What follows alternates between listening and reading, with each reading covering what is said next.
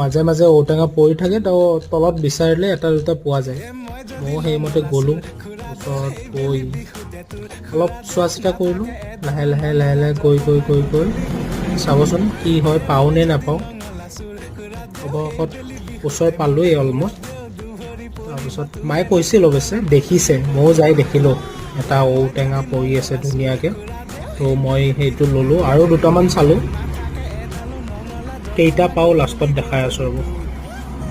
এটা প্ৰথমটো চিকাৰ হৈ গ'ল, তাৰপিছত আৰু এটা ওচৰতে পালোঁ। চাওক, এই দুটা ঔটেঙা লৈ আহিলোঁ আৰু আজি কৈছোঁ মাছেৰে বনোৱা।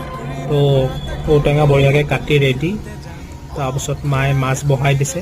আমি তিনিজনে মানুহ ঘৰত, তো 3 পিচ মাছ ভাজিলে আৰু ঔটেঙাৰে খাই মজা। কোনে কোনে ভাল পায় ক'বচোন ঔটেঙাৰে মাছ খাই কিনে।